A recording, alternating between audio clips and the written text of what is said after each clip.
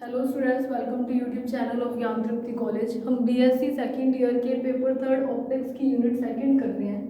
तो कल हमने किया था कि स्फेरिकल एबरेशन को रिड्यूस करने के क्या क्या मेथड्स हो सकते हैं, तो वो कल वहाँ पे कंप्लीट हो गए थे सारे मेथड्स। अभी आज हम नेक्स्ट एबरेशन करेंगे, वो कौन सा है?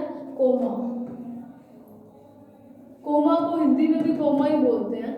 तो देखो, कोमा को कोमा क्यों बोलते हैं, उसका रीज़न है इसमें जो ऑब्जेक्ट लेते हैं उसकी इमेज कुछ ऐसी बनती है, यानी कि यूं सर्कल की शेप में बनती है। जैसे जैसे ऊपर की ओर जा रहे हैं, यानी कि इनके सर्कल की रेडियस क्या है वो बढ़ती जाएगी, और नीचे वाले की रेडियस सबसे कम होती है, यानी कि पॉइंट सा मान सकते हो कि बहुत छोटा सा सर्कल बने। तो ये जो शेप होती है इस तरीके की, ये शेप कोमेट की होती है। कोमेट यानी कि उसको हिंदी में बोलते हैं पुच्छर तारा। स्पेसिया ये ऑब्जेक्ट्स है, तो कोमेट की शेप होने के कारण ही इसको, यानी कि जो इमेज है वो कोमेट की तरह बनने के कारण इसका नाम कोमा रखा गया था। तो है क्या, ये भी एक टाइप का एबरेशन ही है। अब वो कैसे होएगा, तो वो जब हमने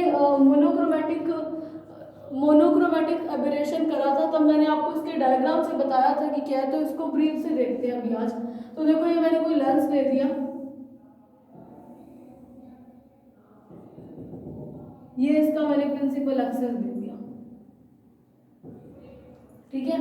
तो इसमें क्या था कि एक तो था स्फेरिकल एबरेशन, जिसमें क्या था, इस प्रिंसिपल एक्सेस के पैरेलल या फिर यहाँ पे किसी हाइट पे कुछ पैरेलल जो रेज आ रही थी उनका यहाँ पे आईएम और आईपी के ऊपर इस तरीके से पैरेलल रेज आ रही है, तो उनका यहाँ पर या फिर ये थोड़ा सा दूर यहाँ पर इस तरीके से इमेज बन रही थी। यानी कि एक टाइप से मैं बोलूँ तो वो कैसी थी, प्रिंसिपल एक्सेस के पैरेलल कुछ रेज आ रही थी उससे बन रहा था। लेकिन कोमेट में और नेक्स्ट इसमें एस्टिग्मेटिज्म यानी कि अबिंदुकता, उसमें क्या था कि इस प्रिंसिपल एक्सेस से, यानी कि इसको लेंस अक्ष या फिर मुख्य अक्ष बोलते हैं, तो इस एक्सेस से कुछ हाइट पे ऑब्जेक्ट पड़ी है। मान लिया ये ऑब्जेक्ट पड़ी है, तो इससे कुछ रेज आ रही है, ये ऑब्जेक्ट पड़ी है, इससे यूं रेज गई, ये प्रिंसिपल एक्सिस से ज्यादा हाइट पे है, तो इसको क्या बोलेंगे, मार्जिनल रेज। और मार्जिनल रेज है, उनको सबसे ज्यादा डिफ्लेक्ट किया जाएगा, तो उसका इमेज मैंने मान लिया, ये कम डिफ्लेक्ट करेंगे मैंने, उसकी इमेज मैंने मान ली यहाँ पे बन गई, ठीक है। तो ये मैंने मार्जिनल रेज की बना दी। फिर इसके बाद क्या है, मैंने पैराक्सियल रेज दे दी, ये प्रिंसिपल एक्सिस से थोड़ी कम हाइट पे है, तो इसको मैंने यहाँ पर ले दिया, तो ये थोड़ी सी इसके कंपैरिजन में कम डिफ्लेक्ट होंगी, और मैंने इसका यहाँ पे इमेज दिया। मान लो मैंने कोई और पैराक्सियल रेज दे दी, यानी कि वो इससे और भी कम हाइट पे पड़ी है, यानी कि वो थोड़ी सी ज़्यादा प्रिंसिपल एक्सिस के पास पड़ी है, तो उसकी जो इमेज है उसकी इमेज और इनसे नीचे बनती जाएगी, यानी कि जो मार्जिनल रेज होगी वो सबसे ज़्यादा डिफ्लेक्ट होगी, तो वो जो है उसकी इमेज प्रिंसिपल एक्सिस से थोड़ा पास बनेगी। फिर उसके बाद की जो रेज होंगी, यानी कि जो मार्जिनल से कम, लेकिन ये वाली जो रेज है इनके कंपैरिजन में इनको मैंने यूं ही शो कर दिया,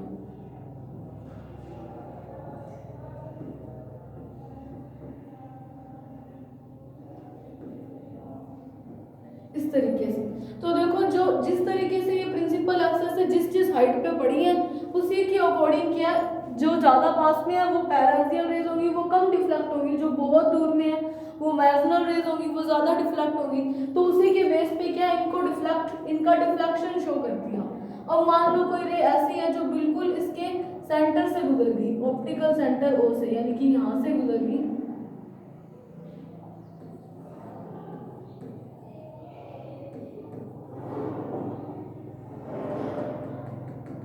वो मान लो यहाँ, या फिर हो सकता है इसके नीचे भी कहीं मिल जाए, नीचे भी मिला सकते हैं, ठीक है। तो यहाँ पे क्या है कि कोई स्क्रीन लेती, हमने क्या देखा कि ये क्या ऑब्जेक्ट है, ऑब्जेक्ट कैसा है, जो कि प्रिंसिपल एक्सेस के से थोड़ा हाइट पे पड़ी है, और वो क्या है, जो मार्जिनल रेज थी उनको मैंने इनको नाम दे दिया B3, B2, B1। ये जो है ना, ये यहाँ पे भी मिला सकते हो, ये वाली लाइन, ठीक है। तो वो आपकी मर्जी है। तो देखो क्या, अभी देखो, अगर मैं देखूँ तो यहाँ पे ये जो इमेज, ये क्या है, इस वाली रेस की, मार्जिनल रेस का यहाँ पे इमेज बना, फिर उसके नीचे जो रेस थी उसकी इमेज यहाँ पे बनी, उसके बाद जो रेस आ रही थी उसकी इमेज यहाँ पे बनी। जो ऑप्टिकल वो सीधी निकल जाती है ऑप्टिकल सेंटर से जाने वाली, तो मैंने यहाँ पे शो कर दिया। उसके बाद ये इमेज बना, तो इनकी जो इमेज बनती है वो किस तरीके की बनती है, सर्कल बनती है। यानी कि जो हमें इमेज के फॉर्म में मिलेगा वो यूँ सर्कल मिलेगा, और उन सर्कल को बोलते हैं क्रोमैटिक सर्कल्स, यानी कि हिंदी में बोलेंगे इनको कोमा वृत्त, हिंदी में बोलते हैं कोमा वृत्त। कोमा एबरेशन है तो वहां से नाम इसका क्रोमैटिक आया। अब ये सर्कल कैसे बनते हैं, इस तरीके से बनते हैं, जैसे जैसे प्रिंसिपल जैसे जैसे मार्जिनल रेज आएंगी ना वैसे वैसे उनका सर्कल बढ़ता जाएगा, यानी कि रेडियस बढ़ता जाएगा। तो B1 होगा वो ऐसा एक छोटा सा सर्कल होगा, जो B2 होगा वो उसके कंपैरिजन में थोड़ा बड़ा होगा, B3 जो है वो उसके कंपैरिजन में और बड़ा होगा। जैसे जैसे रेडियस बढ़ती जाएगी ना ये सर्कल यूं ओवरलैप करते जाएंगे इस तरीके से। तो ये जो ऐसी जो शेप बनी है ये शेप ही होती है कोमेट की, तो उसी के कारण इसका नाम क्या बना है, कोमा सर्कल, कोमा बना है इस एबरेशन का। तो यानी कि जो इमेजेस बनेंगी वो कैसे इन सर्कल की शेप में बनेगी, उन सर्कल को बोलते हैं कोमा सर्कल। अब जो सर्कल B1 पे होगा उसकी रेडियस क्या है, सबसे कम, और जैसे जैसे ऊपर की ओर जाते जाएंगे यानी कि B3 तक आएंगे या फिर इसके ऊपर और भी कोई होगी, या यहाँ पे हमने बिल्कुल एंड से मार्जिनल रेज ले ली, तो उनकी रेडियस क्या बढ़ती जाएगी। तो ऐसे सर्कल बनेंगे एक दूसरे के ऊपर, वो ओवरलैप भी कर सकते हैं, यानी कि एक सर्कल दूसरे सर्कल पर ओवरलैप करना मतलब उसके ऊपर भी आ सकता है।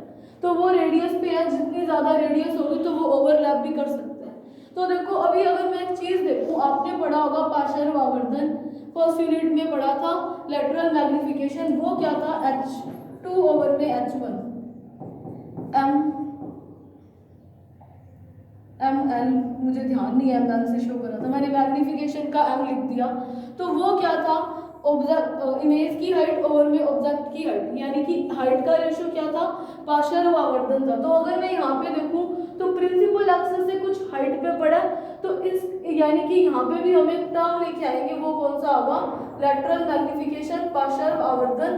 तो इसके बेस पे हम क्या करेंगे, ये तो हमने देख लिया कि कोमा जो है वो एबरेशन होता कैसा है, कि इस तरीके से रेज मिलती हैं और इसमें क्या एक सर्कल की फॉर्म में बन जाते हैं, और जैसे जैसे प्रिंसिपल एक्सिस की ओर जा रहे हैं या फिर मार्जिनल रेज के लिए जो सर्कल होगा उसकी रेडियस क्या बढ़ती जाएगी। तो शेप कोमेट की होने के कारण इसको कोमा सर्कल बोलते हैं, और इसी के कारण इसका नाम क्या है, कोमा एबरेशन। तो अभी इसमें चीज आता है कि ये जो एबरेशन है, ये जो विपतन है, इसको कम करने के क्या मेथड्स हो सकते हैं कि ये एबरेशन ना प्रोड्यूस हो। तो उसके लिए देखो क्या कर सकते हैं, एक तो इन चीजों को मैं एक बार क्लियर करूं। एक तो देखो हर बार का है, हमने कल किया था, पहला कौन सा है, स्टॉप्स का यूज कर लो। स्टॉप का यूज करेंगे तो देखो क्या हो जाएगा, बाकी की रेज हट जाएंगी, सिर्फ एक ही इमेज मिल जाएगी हमें, इतनी बड़ी एक्सटेंडेड इमेज नहीं मिलेगी। जितनी ज्यादा इमेज एक्सटेंड होगी उतनी ही ज्यादा वो क्या होती जाएगी, ब्लर होती जाएगी। तो पहला तो हम यही कर सकते हैं, स्टॉप्स का यूज कर सकते हैं। तो स्टॉप इसमें लिख देना कि स्टॉप का यूज करके इमेज को एक्सटेंडेड ना लेकर के छोटी पॉइंट इमेज मिल सकती है। तो पहला मेथड तो इसको रिड्यूस करने का क्या हो जाएगा, बाय यूजिंग स्टॉप्स। अब दूसरा मेथड क्या है, दूसरा मेथड है R1 और R2 के लिए कल मैंने एक फॉर्मूला लिखाया था, जो कि क्या था, 2μ - 1 - 4μ ओवर में 2μ + 1 × μ किसके इक्वल था, R1 R2 के। बाय यूजिंग क्रॉस्ड लेंस में हमने ये फॉर्मूला देखा था। ये क्या, रिफ्रैक्टिव इंडेक्स म्यू और रेडियस ऑफ कर्वेचर, दो रेडियस ही बनेगी, एक तो इस वाले की और एक इधर वाले की, तो उनका इनके बीच में एक रिलेशन होगा। तो अगर हम ऐसा कोई लेंस यूज कर लेंगे जिसके लिए R1 और में R2 की वैल्यू -1/9 हो, यानी कि कैसा हो, यानी कि हमारे पास अगर मैं देखूं तो ऐसा बन जाए, एक तो ये, यानी कि ये जो सर्कल है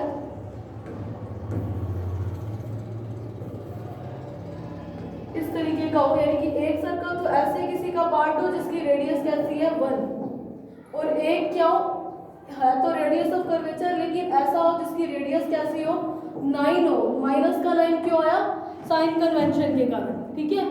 तो ऐसा अगर आप कोई लेंस यूज करोगे, यानी कि एक तो उसका कर्वेचर जो है, एक साइड तो ऐसे किसी सर्कल किया है जिसकी रेडियस 9 हो, और एक ऐसे किया है जिसकी 1 हो, यानी कि इस तरीके का कोई कॉम्बिनेशन का लेंस यूज करेंगे तो हम क्या कर सकते हैं, इस वाले एबरेशन को कम कर सकते हैं।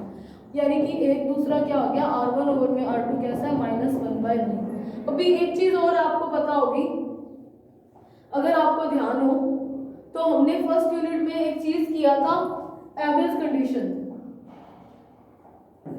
Sign एबेज condition. एबे का एक कंडीशन थी जो कि ये थी, अगर आपको ध्यान हो, H1 μ1 sin θ1 किसके इक्वल था, H2 μ2 sin θ2, जहाँ पे θ1 और θ2 क्या था, θ1 था जो इमेज से रेज आ रही है वो मुख्य अक्ष से कितना एंगल बना रही है, और θ2 क्या था, ऑब्जेक्ट से, सॉरी जो ऑब्जेक्ट से जो रेज आ रही थी उसने एंगल बनाया था θ1, और जो इमेज यानी कि निर्गत किरणें थी उसने कितना बनाया था, θ2। और μ1 μ2 क्या था, मीडियम का refractive index, H1 H2, H1 object जिस साइड पे पड़ी है और H2 इमेज जिस साइड पे बन रही है। तो ये एक साइन का कंडीशन था, एबेज कंडीशन। तो इसका यूज करने का रीजन क्या है, यहाँ पे देखो क्या बन रहा है, हाइट तो आ रही है ना इस प्रिंसिपल एक्सेस से, तो हाइट के कारण हमने ये साइन का एबे कंडीशन को यूज किया। तो इसमें देखो मुझे पता है कि अगर मैं H2/H1 निकालूं तो वो कितना आ जाएगा, μ1 sin θ1 ओवर में μ2 sin θ2, यानी कि ये क्या होता है, लेटरल मैग्निफिकेशन, LM लिख दिया हमने। लेटरल मैग्निफिकेशन मतलब पार्श्व आवर्धन। तो हम क्या कर सकते हैं, आवर्धन, पार्श्व आवर्धन क्या है, इमेज से इनके बीच की जो हाइट है वही है ऑब्जेक्ट और इमेज की। तो हम क्या कर सकते हैं, हम ऐसा लेंस लें, ऐसे मीडियम लें जिनके रिफ्रैक्टिव इंडेक्सेस का रेशियो और जो आपतित किरण और निर्गत किरण मुख्य अक्ष से जो एंगल बना रही है उनका रेशियो क्या है, इस लेटरल मैग्निफिकेशन के इक्वल आए। ऐसा कुछ हम कंडीशन, ऐसे लेंसेज को यूज करें, ऐसा मीडियम यूज करें जिसमें लेटरल मैग्निफिकेशन इनके रेशियो के इक्वल आए। तो ऐसा यूज करके हम क्या कर सकते हैं, इस कोमा एब्रेशन को कम कर सकते हैं। ये सब चीजें प्रैक्टिकली है कि कोमा एब्रेशन जो है इमेजेस स्क्रीन पे बन रही है तो किस तरीके से कम किया जा सकता है, ठीक है। तो ये कोमा एब्रेशन यहाँ पे खत्म होता है कि कोमा है क्या, लेंस से मुख्य अक्ष से कुछ दूरी पर अगर ऑब्जेक्ट पड़ी है और उस पर क्या इमेज जो बन रही है, कैसे बन रही है, कोमेट सर्कल की फॉर्म में, कोमा वृत्तों की फॉर्म में। तो जैसे जैसे मुख्य अक्ष से ऊपर की ओर जाएगी वैसे वैसे हाइट क्या है, उसकी रेडियस क्या, सर्कल की बढ़ती जाएगी। और उन एबरेशंस को कम करने के ये 3 तरीके हैं। स्टॉप का यूज कर दो ताकि रेज आएगी एक तरफ आएगी तो एक ही इमेज बन जाएगी। और दूसरा क्या है, ऐसा कुछ रेडियस का रिलेशन वाले लेंसेज का यूज करें। और तीसरा, लेटरल मैग्निफिकेशन को रिड्यूस करें। तो इस तरीके से हम कुछ कंडीशंस को फॉलो करवा के ऐसे लेंसेज का यूज करके हम कर सकते हैं। तो अभी हम नेक्स्ट टॉपिक करते हैं कोमा के बाद, वो है एस्टिग्मेटिज्म।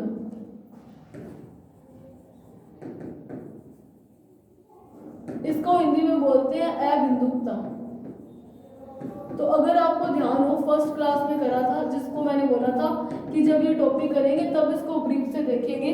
तो अगर आपको ध्यान हो तो इसमें भी क्या था कि लेंस से कुछ डिस्टेंस पे पड़ा था ऑब्जेक्ट, लेंस से नहीं मुख्य अक्ष से। यानी कि ये मैंने ले दिया इसका प्रिंसिपल एक्सिस, और इसके प्रिंसिपल एक्सिस से या मुख्य अक्ष से कुछ दूरी पर कोई इमेज है, मान लो, सॉरी ऑब्जेक्ट पड़ी है, मान लो यहाँ पे पड़ी है कोई ऑब्जेक्ट।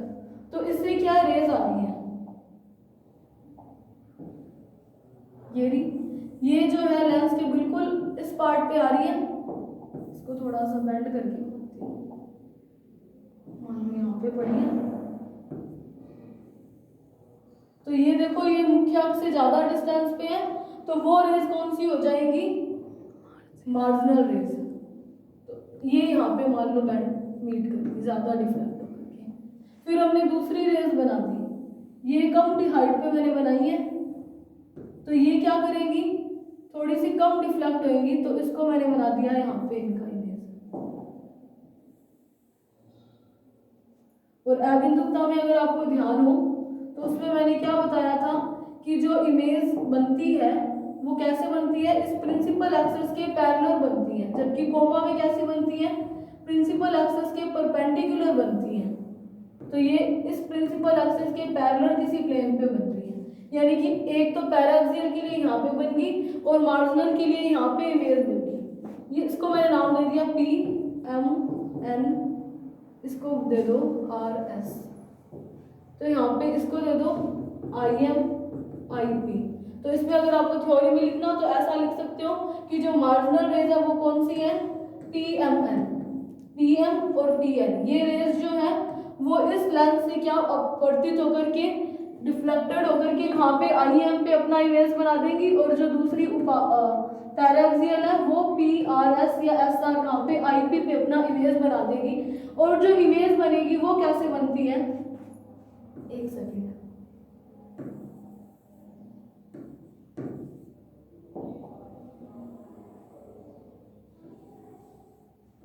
इसको मैं समझाने के लिए बना रही हूँ कैसे। देखो इसमें जो इमेज बनती है वो कैसे बनती है, मान लो ये आईएम है और ये आईपी है, ये पैरेलल होगी, मैंने थोड़ा सा डिस्टेंस बनाने के लिए बना दिया। पैरेलल तो क्या मतलब एक ही प्लेन पे होगी, ये किसी प्लेन पे।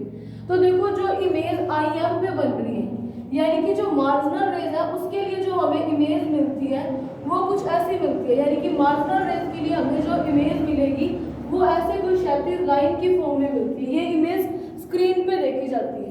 और जो इमेज यहाँ पे पैराक्सियल रेज पे बनती है वो ऐसे ऊर्ध्वाधर रेखा के बीच में, ऊर्ध्वाधर रेखा की तरह, यानी कि हॉरिजॉन्टल लाइन की फॉर्म में हमें इमेज बनती है। ये स्क्रीन पे दिखाई देता है कि एस्टिग्मेटिज्म हो रहा है। अगर अबिंदुकता है तो आई एम पे यानी कि मार्जिनल रेज के कारण ये, और पैराक्सियल रेज के कारण इस तरीके की यानी कि ऊर्ध्वाधर और क्षैतिज रेखाओं के बीच के लिए फॉर्म में इमेज बनती है। तो अगर मैं देखूं ये जो इमेज होगी जो यहाँ पे बनी है, यानी कि ये आई एम पे जो इमेज बनी है जो कि क्षैतिज लाइन है इस तरीके की, इसको बोलते हैं प्राइमरी इमेज, यानी कि प्राथमिक इमेज, प्राथमिक प्रतिबिंब।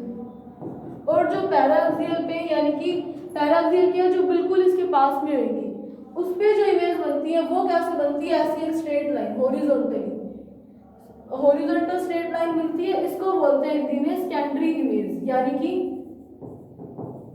द्वितीयक इमेज। और देखो इसके बीच में मान लो और कोई यहाँ से रेज आ रही है, और पैराक्सियल और मार्जिनल रेज के बीच में भी और कोई रेज हो सकती है, तो उनका जो इमेज फॉर्मेशन होता है वो कैसे होता है, वो देखो कैसे होता है। तो टोटल जो अगर मैं इमेज फॉर्मेशन देखूं तो वो कुछ ऐसा होता है। इस चीज को मैं एक बार क्लियर करूं, आईएम पे जो इमेज मिलेगी वो कैसी होगी, प्राथमिक प्रतिबिंब, और जो आईपी पे बनेगा वो कैसा होगा, द्वितीयक या फिर सेकेंडरी इमेज। तो टोटल और भी अगर बीच में जितनी भी रेज आएंगी उनका इमेज कहाँ पे बनेगा, आईएम और आईपी के बीच में ही बनेगा, मार्जिनल और पैराक्सियल रेज के बीच में। तो उनकी जो इमेज बनती है, पहले तो हमें ऐसी क्षैतिज लाइन मिली जो कि कैसे आई थी, आईएम पे, और एक हमें ऐसी वर्टिकल लाइन मिली जो कि कैसे आई थी, आईपी पे। तो बाकी की सारी इमेजेस जितनी भी रेज अगर और आ रही है तो उनकी इमेज यहीं पे बनेगी। तो वो कैसे बनती है, अगर कोई और रेज होगी तो ऐसा इलिप्स बनेगा, फिर मान लो और इमेज आ रही है तो इलिप्स बड़ा हो जाएगा, एक टाइम ऐसा आएगा इलिप्स यानी कि दीर्घवृत्त बनेगा, पहले ऐसा छोटा दीर्घवृत्त, फिर ये थोड़ा और बढ़ गया, और एक टाइम ऐसा आता है जब ये दीर्घवृत्त वृत्त में बदल जाता है। फिर देखो हमें कैसे जाना है, इस लाइन पे, वर्टिकल लाइन पे। तो फिर क्या होता है, जैसे जैसे और पास में जा रहे हैं आईपी के, तो क्या ये जो है ऐसे इलिप्स की फॉर्म में यूं आ जाएगा, फिर ये पतला हो जाएगा, और एक टाइम ऐसे आएगा जब ये बिल्कुल स्ट्रेट लाइन की फॉर्म में आ जाएगा। यानी कि इस तरीके से क्या आईएम और आईपी के बीच में बाकी की इमेजेस बनती जाती हैं। तो क्षैतिज रेखा से इस ऊर्ध्वाधर रेखा के बीच में क्या ऐसे इलिप्स बनते हैं, और एक टाइम ऐसा आता है जब क्या बन जाता है, सर्कल बन जाता है, और फिर से वो इलिप्स की फॉर्म में आता है, और एक पॉइंट के बाद वो क्या डायरेक्ट एक स्ट्रेट लाइन में बदल जाता है। तो ये जो सर्कल है इसको बोलते हैं सर्कल ऑफ लीस्ट कंफ्यूजन, इसको बोलते हैं अधिक न्यूनतम अस्पष्टता का वृत्त। यानी कि इस तरीके के अगर एस्टिग्मेटिज्म, अबिंदुकता वाली विपथन आ रहा है, ऐसा कोई डिफेक्ट आ रहा है जिसमें अबिंदुकता हो, तो ऐसे के लिए इमेज जो है वो इस तरीके की बनती है। ये इमेजेस स्क्रीन पे देखी जाती है, ठीक है, तो इसको बोलते हैं अबिंदुकता। अब अगर मैं देखूं कि इस अबिंदुकता को कम करना हो तो क्या कर सकते हैं, तो इसको कम करने के दो तरीके हैं। पहला तो वही है, स्टॉप्स का यूज करो। स्टॉप का यूज करोगे तो हम क्या कर सकते हैं, अगर हमें सिर्फ पैराक्सियल रेज चाहिए तो बाकी की रेज के आगे स्टॉपर लगा देंगे, जैसे ही स्टॉपर लगाएंगे तो इमेज एक ही पॉइंट पे बन जाएगा।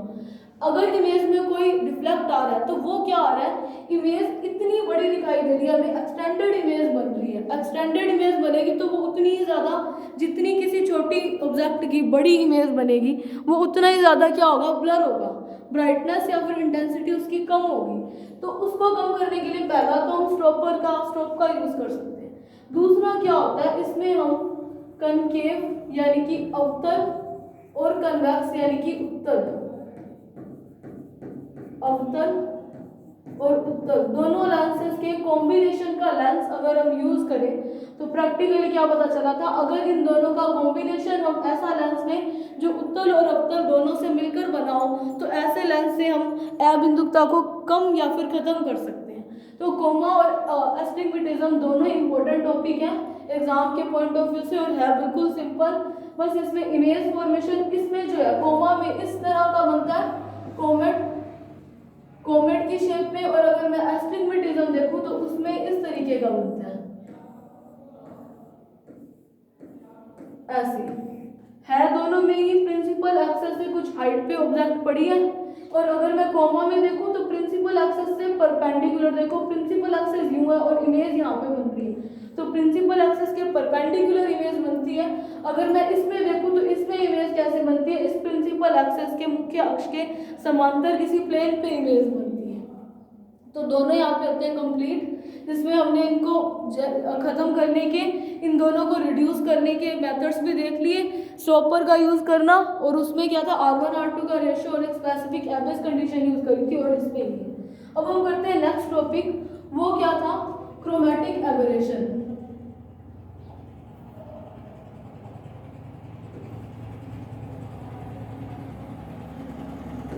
क्रोमैटिक यानी कि वर्ण,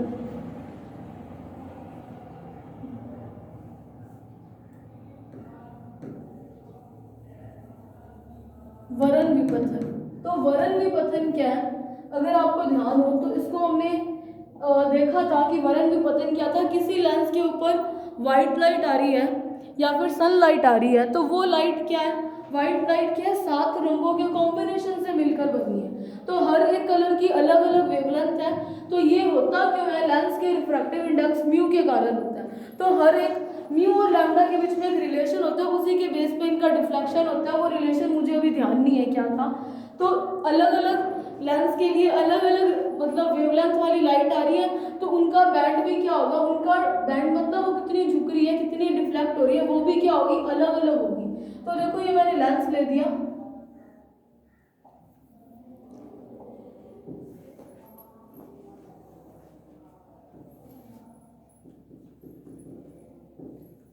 इसका ये मैंने मान लिया ऑप्टिकल सेंटर को, तो इस पे क्या हुआ, ऐसे व्हाइट लाइट आ रही है। अब ये व्हाइट लाइट जैसे ही आई, व्हाइट लाइट में क्या है, 7 कलर है with blue, violet, indigo, green, blue, orange, yellow, red. तो ये क्या करती है, जो वॉयलेट होती है उसको क्या करती है, सबसे ज्यादा डिफ्लेक्ट कर देती है। तो यहाँ पे मैं जो इमेज बनेगी वो किसकी होगी, वॉयलेट यानी कि बैंगनी कलर की, और जो रेड कलर होगा उसको ये क्या करती है, सबसे कम डिफ्लेक्ट करती है, यानी कि उसकी इमेज IR पे बनेगी यहाँ पे, बाकी के जितने भी कलर्स होंगे उनकी इमेज इसके बीच में बनेगी, यानी कि व्हाइट लाइट क्या है, 7 कलर्स में डिफ्लेक्ट हो गई। तो यहाँ पे अगर वो 7 रंगों में हमें ऑब्जेक्ट कैसी थी, ऑब्जेक्ट से जो हमें लाइट मिल रही थी वो कैसी थी, व्हाइट लाइट मिल रही थी। तो इमेज भी उसी की तरह, इसी लाइट की तरह बनी चाहिए, लेकिन हमें जो इमेज बनी वो कैसी बनी, कलरफुल मिली। तो ये एक क्या हो गया, एबरेशन हो गया, कोई ना कोई एरर है, कोई ना कोई डिफेक्ट है कि एक कलर की लाइट से हमें 7 कलर का लाइट का इमेज बना, यानी कि 7 रंग का इमेज बना। इमेज जो होती है अगर वो स्क्रीन पे देखो तो मान लो रेड कलर क्या है, तो रेड कलर का धब्बा मिलता है, रेड का स्पॉट, वॉयलेट कलर से वॉयलेट कलर का स्पॉट मिलता है, तो अलग अलग रंगों की क्या है, सर्कुलर स्पॉट्स बन जाते हैं, धब्बे बन जाते हैं। तो कलरफुल हमें इमेज मिली, तो ये क्या हो गया, एक डिफ्लेक्ट हो गया। और दूसरी क्या, इमेज एक्सटेंडेड मिली यानी कि ब्लर मिलती है, तो इसी डिफ्लेक्ट को क्या बोलते हैं, वरण विपथन या फिर क्रोमैटिक एबरेशन। और ऐसे इन एक लाइट का 7 अलग अलग लाइट में 7 अलग अलग कलर्स में बदल जाना, इसको हिंदी में क्या बोलते हैं, वरण विक्षेपण।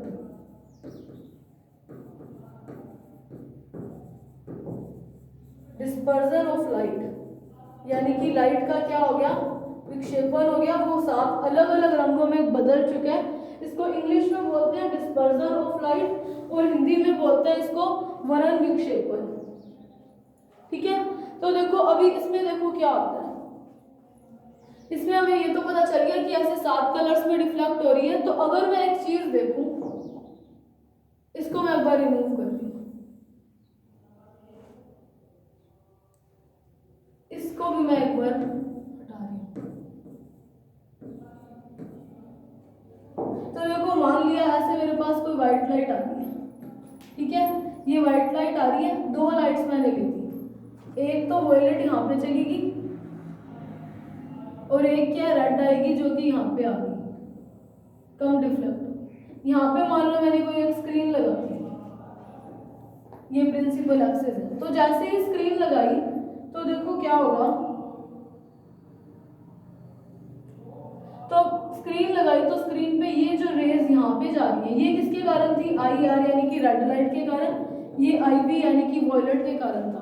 तो स्क्रीन पे जहाँ पे लाइट मिल रही है वहां पे अगर रेड की जा रही है तो रेड के स्पॉट मिल जाएंगे। अब ये वॉयलेट की जाएगी यहाँ पर, यहाँ पे मिल रही है, तो यहाँ पे क्या हो जाएगा, वॉयलेट कलर के हमें क्या मिल जाएंगे, स्पॉट मिल जाएंगे, चाहे आप ऊपर वाली मत मिलाओ। तो अगर मैं एक चीज देखूं तो यहाँ पे क्या है, आवर्धन देखूं तो वो 2 टाइप की हो रही है, एक तो एक्सियल अक्षीय आवर्धन, मैं लिख देती हूँ ACA, एक्सियल क्रोमैटिक एबरेशन। ठीक है, अक्षीय आवर्धन जब आपने, तो देखो ये क्या है, अक्षीय क्रोमैटिक यानी कि वर्ण, एबरेशन यानी कि विपथन।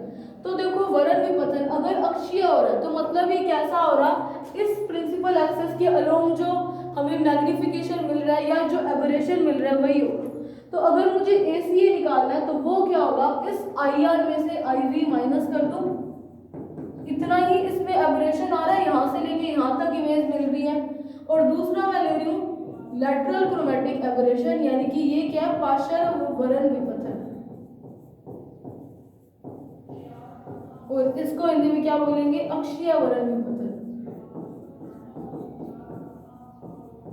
तो देखो जो पार्श्व है, लैटरल मैग्निफिकेशन किस पे बेस्ड होता है, हाइट्स पे बेस्ड होता है, H2 ओवर में H1। और एक्सियल में हम एक्सेस पे जो दोनों इमेजेस बन रही है, फाइनल और इनिशियल, एक टाइप से देखो तो यहाँ इसके बाद इमेज नहीं बनेगी, जितनी भी रेज हम इसके बीच में बनेगी, यानी कि रेज यानी कि येलो ग्रीन वॉयलेट, जितने भी वॉयलेट तो नहीं, यानी कि विबग्योर में बाकी के 5 कलर्स की इमेज यहाँ पे बनती है। और जो मीन इमेज यानी कि दोनों के कारण जो एक मीन इमेज यानी कि फाइनल अगर मैं देखूँ कोई माध्य इमेज मिलती है तो जो मीन होती है वो येलो के कारण मिलती है। ठीक है, इनके अगर सेंटर में कहीं कुछ मिल रहा है तो वो मीन इमेज किसके कारण मिलेगी, येलो के कारण मिलेगी। तो अगर मैं अभी देखूं पार्श्व वर्ण विपथन, तो वो किस पे डिपेंड करेगा, इन हाइट्स पे, यानी कि वो किस पे डिपेंड करेगा, इस हाइट पे डिपेंड करेगा, यानी कि ये जो एबरेशन है वो क्या होगा, LCA, और ये वाला जो एबरेशन है वो क्या होगा, ACA। तो हमें इसमें क्या करना है, इस क्रोमैटिक एबरेशन में LCA और ACA दोनों को फाइंड करना है। तो पहले हम ACA को फाइंड करते हैं, तो हम पहला केस कर रहे हैं किसका, ACA का, एक्सियल क्रोमैटिक एबरेशन, हिंदी में लिखते हैं ना अक्षीय वर्ण विपथन। तो अक्षीय वर्ण विपथन होगा क्या, जो अक्ष पे इंडिगो वॉयलेट और रेड यानी कि बैंगनी और रेड कलर के कारण जो इमेज बन रही है उनके बीच की जो डिस्टेंस होगी उसी को क्या बोलेंगे, अक्षीय वर्ण विपथन, यानी कि IR माइनस IV होगा। तो हमें इसको फाइंड करना है कि ये डिस्टेंस कितनी होगी। इसको फाइंड करने के 2 केसेस लगाएंगे हम। 2 केसेस कौन कौन से होंगे, पहला केस ये लेंगे कि जो रेज आ रही हैं वो कैसी हो, ऐसा लेंस है, इस लेंस पे जो ऑब्जेक्ट है वो या तो इन्फिनिटी पे पड़ी हो यानी कि पैरेलल रेज आ रही है, हमें पता ही नहीं ऑब्जेक्ट कहाँ पे, या फिर दूसरा केस क्या करेंगे, जो रेज आ रही है वो किसी फाइनाइट डिस्टेंस पे हो यानी कि u की कोई एक फिक्स हमें वैल्यू पता हो। तो 2 केसेस करेंगे। पहला केस इसमें देखते हैं कैसे फाइंड करेंगे। उसके लिए आपको फर्स्ट यूनिट के टॉपिक्स का लास्ट, अगर आपने फर्स्ट यूनिट करी है ऑप्टिक्स की तो वेल एंड गुड, अगर नहीं किया तो उसका रिजल्ट आप देख लेना, अभी उन्हीं रिजल्ट्स को अपने यूज करेंगे। इसमें एक चीज और है, एक चीज क्या है वो अभी बताती हूँ। देखो क्या होता है,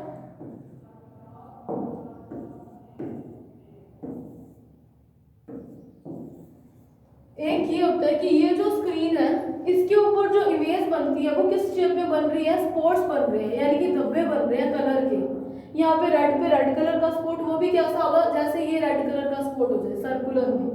फिर आईवी का स्पॉट बनेगा। अब ये जो है ये है क्या, स्क्रीन है, स्क्रीन पे हमें इमेज मिल रही है। तो हम क्या करते हैं, इस स्क्रीन को मैंने कोई नाम दे दिया एक्स वाई। इस स्क्रीन को जैसे ही लेंस की ओर लेके आते हैं तो ये जो सर्कल्स होती हैं उनका डायमीटर क्या है, घटने लगता है।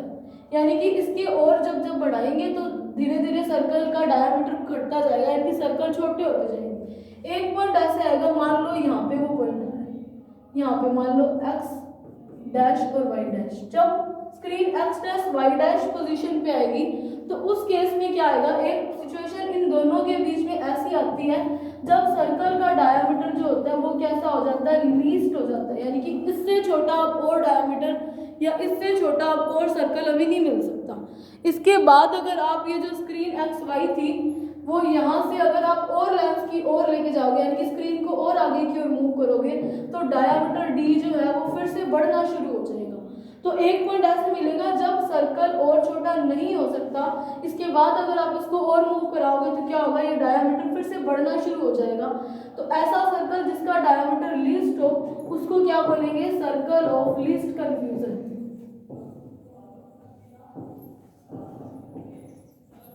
सर्कल ऑफ लीस्ट कंफ्यूजन यानी कि न्यूनतम अस्पष्टता का वृत्त। तो अब इसमें हमें क्या एसीए और एलसीए फाइंड करना है। वो दोनों हम कैसे फाइंड कर सकते हैं, इसके दो केसेस हैं। एसीए में एक तो ऑब्जेक्ट किसी फाइनाइट डिस्टेंस पे पड़ी हो उसके लिए, और दूसरा किस पे पड़ा हो, ऑब्जेक्ट किसी इन्फिनाइट से, यानी कि जो रेज है वो पैरेलल आ रही हो। तो दोनों केसेस उससे हम एसीए फाइंड करेंगे, और दूसरा इसमें हमें क्या फाइंड करना है, लेटरल मैग्नीफिकेशन एलसीए, यानी कि वो क्या होगा, जो वॉयलेट और इंडिगो बन रही है उनके बीच में, यानी कि ये जो हाइट से जो मैग्नीफिकेशन, जो एबरेशन प्रोड्यूस हुआ है, मैग्नीफिकेशन ही विपतन प्रोड्यूस हुआ है, इसको फाइंड करेंगे। तो ये दोनों चीज़ें हम अपने नेक्स्ट वाले लेक्चर में करेंगे। तो आज के लिए इतना ही। Thank you very much.